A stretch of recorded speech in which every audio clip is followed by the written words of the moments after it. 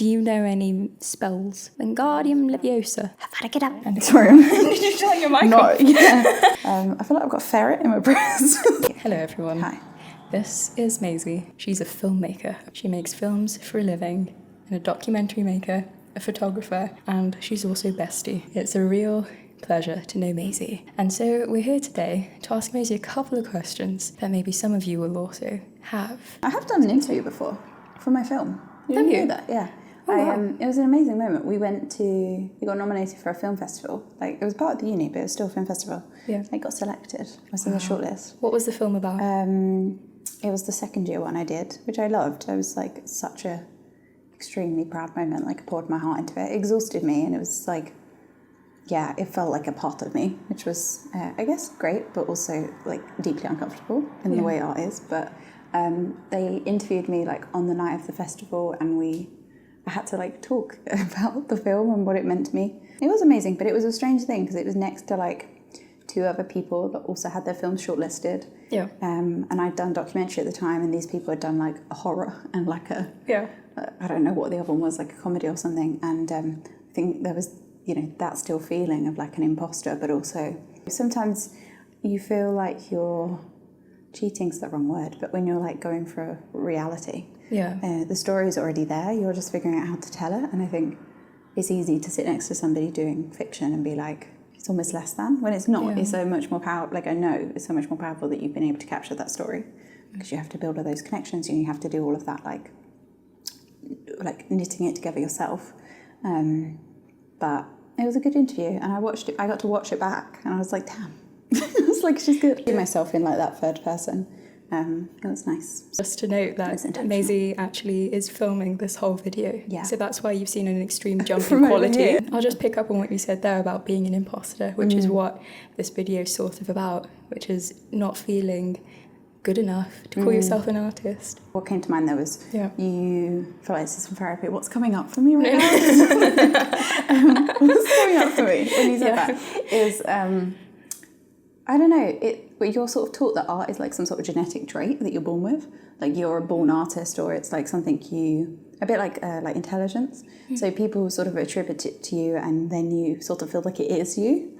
And so I think then that leads to the imposter feeling, because when you're struggling with it, or it doesn't come easily, or just creativity block, which happens obviously all the time, you suddenly feel like a part of your identity is unseated by that. And I think that's what I'm like, understanding that and joining those dots has helped a lot in recent years, because it's my art is not me, it's I don't know, I use a part of me to create the art, but I don't know, that's helped. It's helped me understand that. So what is like the experience defined to you as like a feeling an imposter, as an imposter especially in an art field like filmmaking, where it's so competitive, I feel.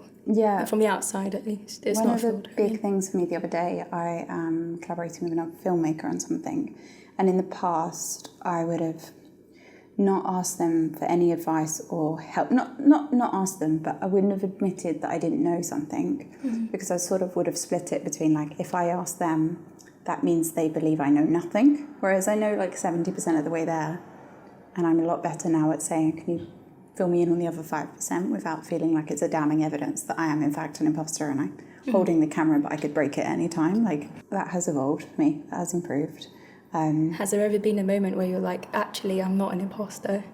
Actually I do belong. Actually my work is good enough. I think that point I was saying earlier, where you like, it's when I have the opportunity to take an idea and really grow it and then finish it. And I think finishing art sometimes and anything like that can feel so unachievable for a really long time, because, well, I have like a million ideas, so I want to start all of them at once. But actually, when I can, not so much persevere, but when the stars align so that I can actually finish a project, detaching myself from it and putting my name against it and realising, like, from an outward lens, oh, this is me. Another thing I've done semi-recently is I actually sent it to people and I said, hey, look what I've done. And that was huge, like, to be like, and I sort of indulge them and be like, and this was really hard, and and this was complex and all of that. And in the past, I think I might share it with people, but I would sort of like pretend it was like somehow easy, because again, if it wasn't easy to me, I was somehow an imposter in the space. I don't know, it's complex, but that has really helped understanding So sort of just like separating yourself from your art. Yeah, and like it being a separate entity to me now. It not feeling so personal anymore. Exactly. Like any criticism isn't criticism against your character. It's against how could you shape something better in frame, for example. And I think that distance means when somebody might have any criticisms of it, I don't feel it like skin deep. It's like it's over there now. But I think it's just come with time, and it's come with, like, I don't know, working on that feeling that you're an imposter, because we're not. Like, I do know my stuff. I sit back sometimes, I'm like, she knew what she was doing. This is incredible. But 90% of the time I'm thinking, like, I've not thought about enough things, or I've not covered enough bases, or I'm not doing it fast enough.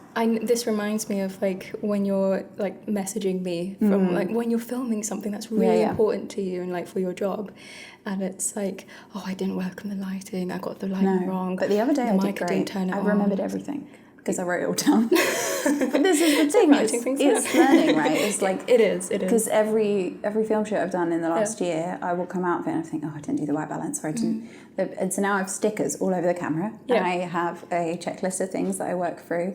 And I think actually meeting yourself where you're at, instead of assuming you're never capable of it, or like you're always going to forget it, now it's just like making space for yourself. Making space for me to do it how I need to do it, and that's the biggest way that I've stepped away from that imposter feeling of like, why am I trying to fit into somebody else's model of what I should be? Actually, I'm not, like, I can't be an imposter in a space if I don't claim that space to be mine now. Like, I want to be in a space that fits Maisie in it.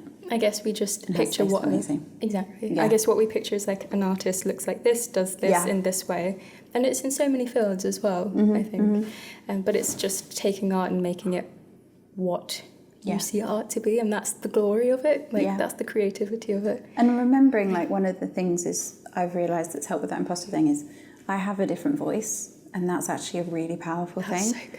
Like, you have your art, like there is stuff I stalk Mariam's art a lot, but like the voice and the feeling I get from that I can't get from another artist, and I would like be devastated if your voice disappeared, right? Or if you weren't putting that voice out there. You say that to me a lot. Like, it really helps me when you remind me.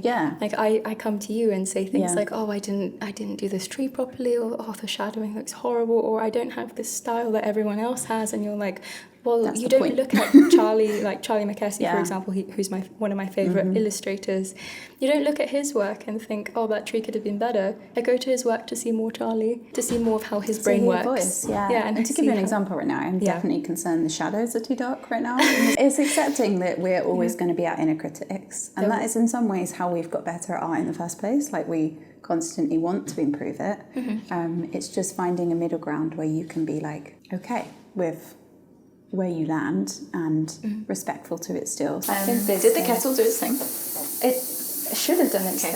I love how you made it 6 people. Sorry. Did I do that? Maisie. This feels like all the Maisies. You know, in the documentary when like something dramatic's happened, and then they go inside to think about it. They just sit in the kitchen and they're like, "So Shannon, this is more milk than coffee. What were we discussing? What is it that you actually do? Because I know. Yes, but I do a bunch of stuff outside of work, and then I'm really lucky to also do a bunch of that stuff at work. And I work at the moment for a hospital, which is a bit like unorthodox for doing like content creation, but we get to share lots of amazing research breakthroughs and thank you, this is much better. Research breakthroughs and patient stories, and so I get to meet some really wonderful families that are going through some really tough stuff, but and share their story, and that can be through film or photography, or sometimes it can just be like writing it. I love getting to talk to people about people they care about. That's the primary part of my job that I love.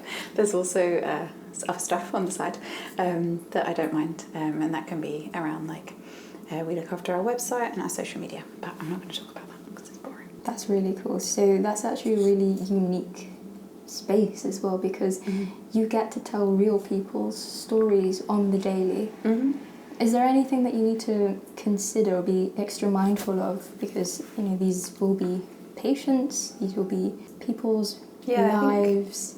Like, is there anything that you need to bear in mind whilst creating your art? Does it limit your art in any way? It's interesting because I have like dabbled in fiction stuff, but I've always been drawn to like more documentary work because I think it's the connection with the people that I find most fulfilling, and that moment where somebody comes to me and they're like, you captured it and you really showed them as them, and I think that means so much to me. And my current like boastful moment is that the recent film I just made, the BBC also covered it, and the film that the family share is not theirs, it's mine, but like it's so much better than the BBC, and I'm like, oh my god, thank you. And that, I didn't need the accolade, but it was more to that family.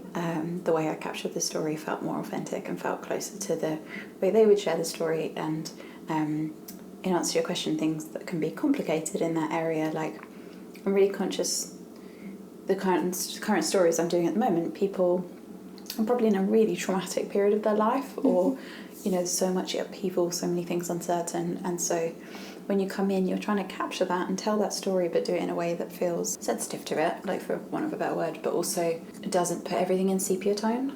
So that was something when we just worked on a recent project, that this family's life was going to be transformed by access to this particular research and this particular device, but that didn't mean their life didn't have joy in it beforehand. And that was really important to me. And I'm always bringing my own experience in life and my own family and my own feeling of like, if that was me in front of the lens, I wouldn't want it to be like one of those JML adverts, where it's like, did you watch it? Have you not seen a JML advert? No.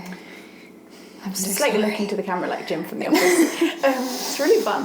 Have you not seen what I used to watch them as a kid? Basically, the JML adverts, people know what I mean, is that you've got the sepia tone. Like, they can't reach that work surface is up there to dust it. I think I know what you mean. You know what I mean? Like, they can't reach it. So it's a grey sepia tone. She gets the product, colour. Like, God, her life's transformed by this foam on the stick. So often when I'm showing things, I don't want it to be sepia first, because there is still so much colour, even if people are dealing with uncertainty or, trauma. And I think that ultimately is where I really started to trust my voice, because I realised that was something people really valued, the way I could handle that and do that sensitively, and really hold that front and centre, because I think in our work things can be really fast paced, and you can lose track of it quite quickly, because you're having to do an elevator pitch of the story often, so you can start summarising it and dropping out the bits that actually bring the nuance and bring the sensitivity and the respect to the people. So that's where that imposter stuff has reduced lately, because I look around and see that maybe I'm the only one in that room, at least, thinking about it like that. To me, it sounds like this is a really core skill that you've sort of honed over my tea your life. back.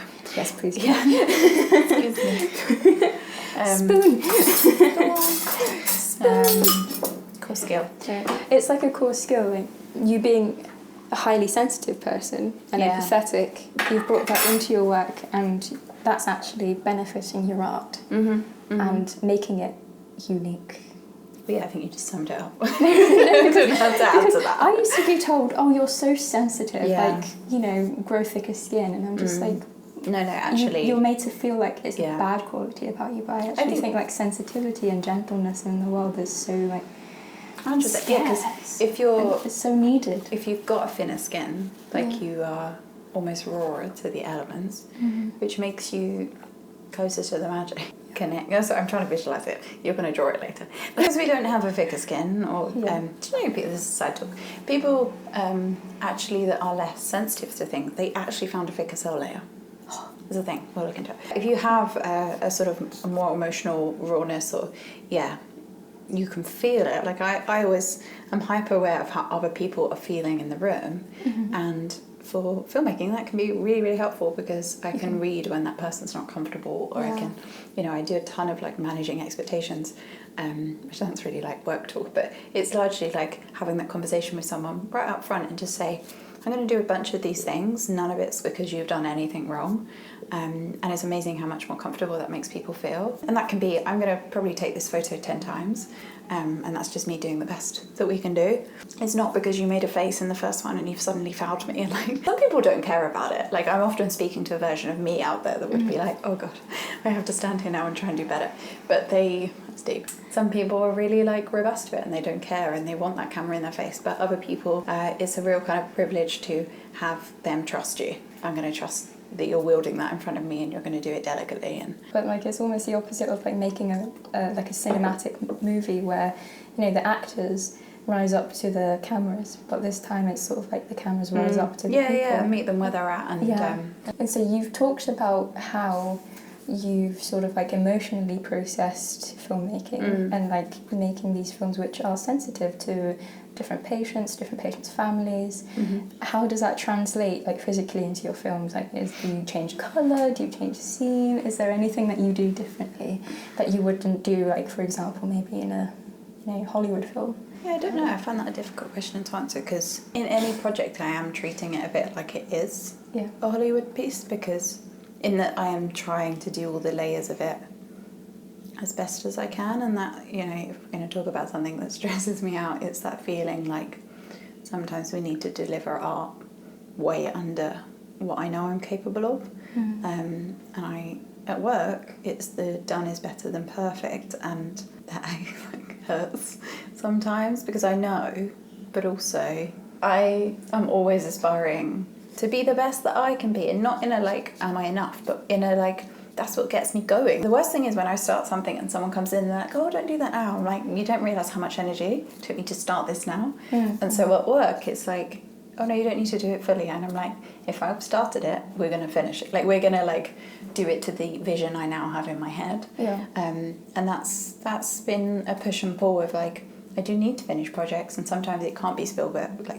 Yeah, I can't do them for every project I do, but I want it to be my equivalent of that. And part of that has been realising that you need the equipment and the resources to enable you to do the job. You can be a great digital artist, but if you're trying to do it on an Exo-Sketch, whatever it is, you're always going to feel like you're failing.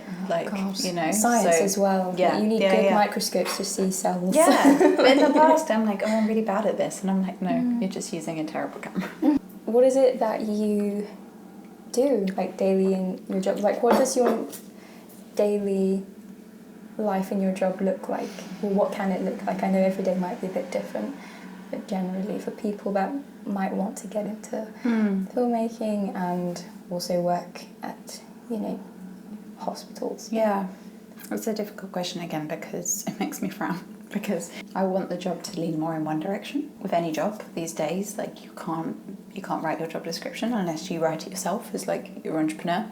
And so there are plenty of things where I have to accept that it is a growing edge for me, and I have to learn how to do things that don't come so easily, or I have to sort of sit and do things that don't interest me. But what that does when I do that is it makes space for the things that really do interest me, which, if you look at my day, that can be working out how to tell stories in lots of different mediums, how to make sure that we're engaging with a community on LinkedIn, which is largely the people that work for us and the people that are looking to work with us. And that's really just about figuring out how to take text and make it shorter and shorter and shorter until it's, which is hard. It's so hard to cut rather than to build.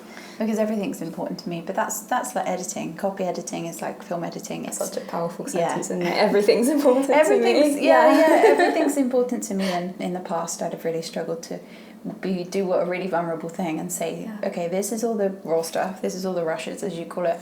Can you tell me what resonates with you? But actually, it's the most powerful thing, and I try and do it more now, where I get that really rough cut, and I'm sat there in the weeds of it, and I think everything means everything. And actually to sit with somebody who, at the end of the day, you believe is going to be uber critical and strip you down of all your confidence, but instead they sit there and they're like, oh, I just love it, and you're like, oh my god, okay. Being vulnerable, sharing where you're at, actually gets you there so much quicker, because people then want to cheer you on and champion you. So it's I don't know, running a marathon, and it's so much easier if you've got the crowd cheering you on, and actually if you only allow yourself to do races where it's just you, maybe you'll only hear your voice, but still protecting yourself. Pick the people. And I do it one-to-one. I somehow feel less attacked when it's just me, because I almost feel like I can battle back. This is exactly what's been helping me with illustration in London Mirror, because I had that whole lull of not making anything, and then smashing it, and then I was I want to do something, but I don't want to share it with so many people yet. And then it was just me sending you a piece every day, and you being loved it. Clouds might need work, but exactly, it's constructive, and I feel I improved so much in that short space of time, as opposed to 8 years of drawing for like a Or wider on your group. own. On my own. For a on wider, my own. yeah. Yeah. Because you don't get that critique. And so like I did an art class last week, and I improved so much in an hour just by like getting the opinion of like an art teacher, someone who knows what they're talking about. That's like intentional, right? You're going somewhere and you're saying, I accept I don't know this. Yes. Please share it with me. That was a lovely thing that happened recently. I did get like this nomination about my commitment to learning, like it was a award thing.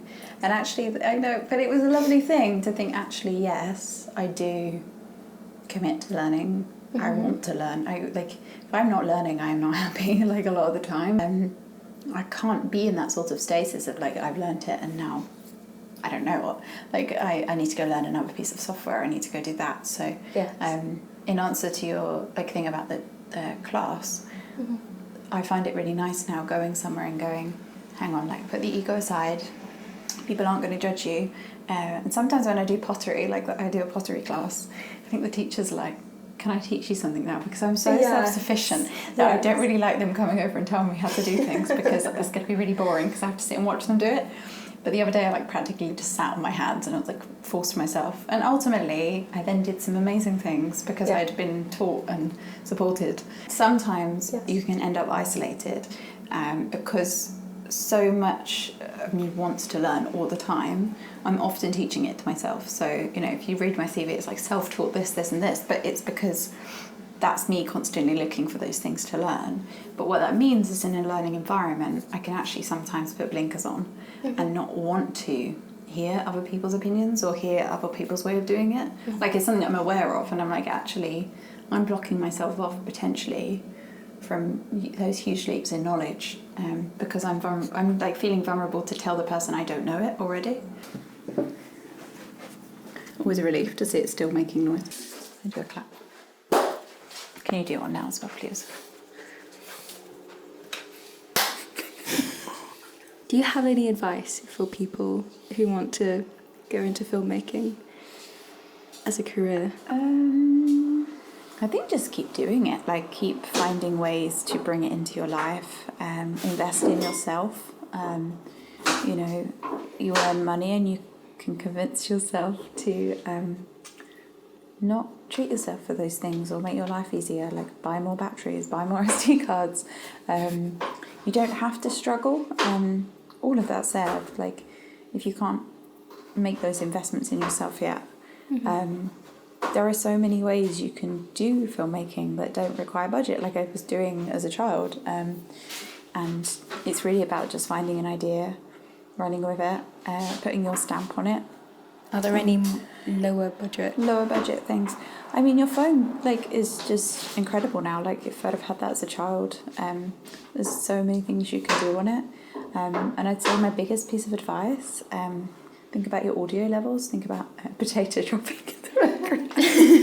Our lovely host who have just taken over a room. You've met Amy. Yeah. And just, if you can get your audio right, that can just up the level of everything so quickly. Yeah. But also just don't be hard on yourself. If you don't have necessarily the tools yet, don't try and make yourself as good as, you know, a Hollywood filmmaker, because you can trust that they've got like 5 people on that camera alone making it look good. So the best thing you can do is just compare yourself to yourself and do iterations of that and just really run with the stories you want to tell, whether that's fiction or non-fiction, and just enjoy yourself. And if it stops being fun, or if you stop finding joy in it for a while, consider if there's any like barriers to it. Like, do you need to make things easier? Do you need to take a step back? Or do you need to sort of shut out other people's opinions for a while? Or maybe it's a different type of art. Getting into pottery sort of helped me get back into photography, because it really helped me see the joy in like failing, to use the word failing, but like I love getting the wrong thing. Yeah. And they're like, that's fine, just chuck it in the thing, we'll recycle it. And ultimately digital filmmaking now, you can totally recycle it. Like you can delete that footage, you can clear off the card. You can make a reel out of it. Yeah, exactly. You can just like, I mean, they do better than the real thing, so. They do. I feel it is kind of like treating it with that energy of like, actually every time you get the shot that you don't like, or every time you forget to adjust the white balance, or turn the microphone levels correctly, or all of the 100 things you will inevitably get wrong as you learn, it's just trying to, and I say this, I don't remember it, but like you're collecting data for the next time. Yeah. Because every time I do that shoot again, I remember that thing because I've like really reminded myself, you need to remember that thing. And if you do that 100 times, then you'll have learned 100 things. Ultimately, it's forgiving in that way, but you have to be kind to yourself and keep going. Are you aware that you're actually a professional filmmaker? No. Thank you. Bye. Bye. Oh, so funny. Can't get it off.